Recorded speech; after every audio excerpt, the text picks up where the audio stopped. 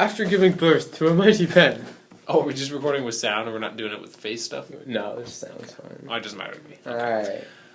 So today we will be doing an interview on Kevin's experiences with rowing. The date is Tuesday the 11th, I believe, at 2:57:31. My first question for you, Kevin, is how and why did you get involved in rowing? Well, back in the day, I had my cousins. They're twins actually. They started rowing in high school, and they're about 8 years older than me. So they rowed for 5 years. Went back when they had OAC, and they started coaching Learn to Row a couple of summers later in the summer of 2002. And they told me that I should come out and do Learn to Row just for the summer, see if I like it, and then if I like it, I can do it when I go to high school starting in the fall of 2003, right?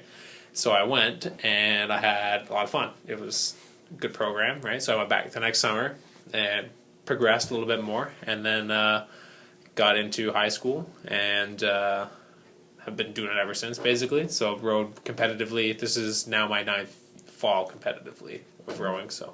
Can you tell me more about this Learn to Row program? Yeah, it's basically a program that St. Catherine's Rowing Club, which is the home club around this area, they host every summer for kids aged roughly 9 to 14. So there's 2 sessions, a 9 to 11-year-old session earlier in the morning, and then after that about 10:30 the like 11 to 14-year-old, depending on their skill level and size at age 11, can move up to the next thing if they've been there for a couple of years. And they basically teach you the fundamentals of how to row, and it's like kind of like a day camp almost, basically. So you do other things, you have fun and all that stuff. There's a big race day at the end, and it's kind of funny because I'm actually a coach of Learn to Row now. Wonderful. So it's like full cycle. So I'm teaching the next generation. Cool. So how long have you been rowing?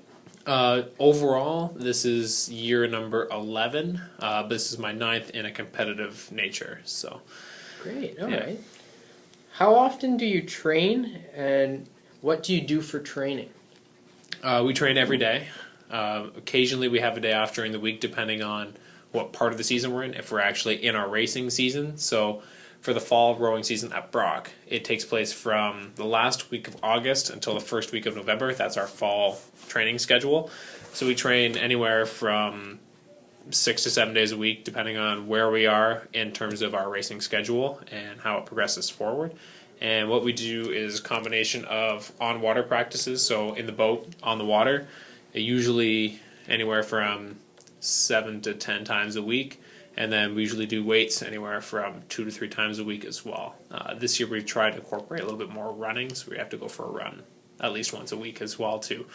So we're kind of making a little bit more diverse. Then when we hit the winter season, so basically from November till early mid-March, we're doing indoor stuff, so we're running inside or outside depending on how warm it is outside.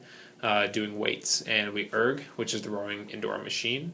So we do that a few times a week basically, and then we also have a rowing tank here at Brock. So it's a stationary setting that you can row inside with. So now you use the term "we."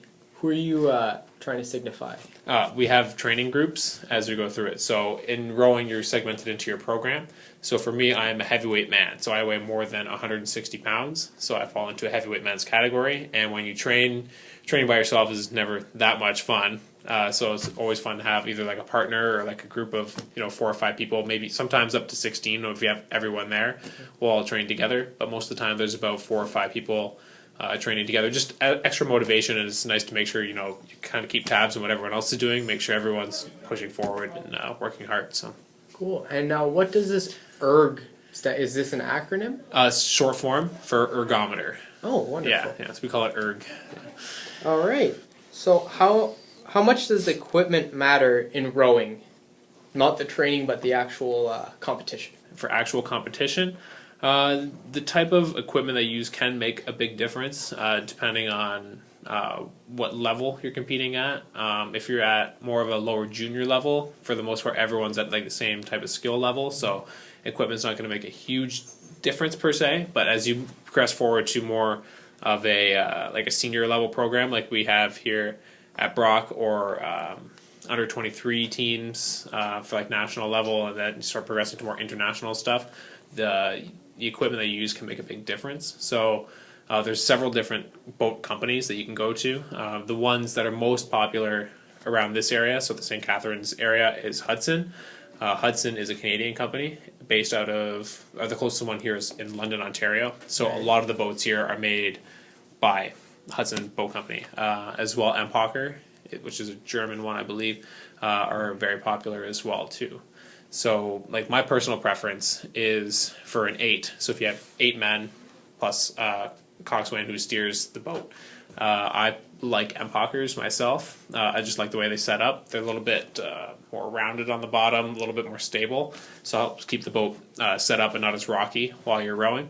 But anything smaller than that, I like Hudson personally. I just like the way the shell moves in the water in a smaller boat, especially in a pair. So that's when you have 2 guys with 1 oar each compared to a double, which we would have 2 men sculling. So sculling is when you have 2 oars each.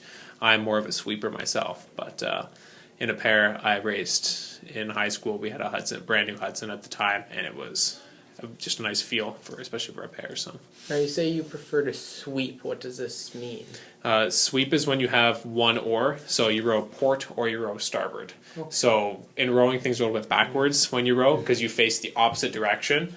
So you actually have to turn around and look behind you if you're a bowman in a boat without a coxswain. So a coxswain is going to steer the boat for you, make calls, and pay attention to where you're going. If you're in a straight boat, which is what we call a boat without a coxie, then you got to make sure the guy in the back's paying attention. So I can row both port and starboard. So it's just using the same muscle groups, but just you lean more to one side in terms of like muscle mass. So if you're a port, your left side is going to be a little bit stronger developed because you're going to have to reach out more towards your right hand side and pull in towards you, and then it's the opposite for starboard. So it's interesting. Yeah. Where has rowing taken you? Rowing's taken me all over the place, mostly within Canada, but we've been to a couple of places down in the States. St. Catharines, we're lucky here, it has an international level course where we have hosted a World Rowing Championships, and it is going to be the site of the rowing in the 2015 Pan Am Games in Toronto as well too. So we have quite the facilities here. So a lot of the major competitions take place in St. Catharines, like the high school national championships and the Royal Canadian Henley, which is the biggest regatta in the country. So happens here. So we have the privilege of racing on this great course. Other places in Canada that I've been to include Welland, which isn't too far away from here, London, Toronto, Peterborough. So a lot of the more local places.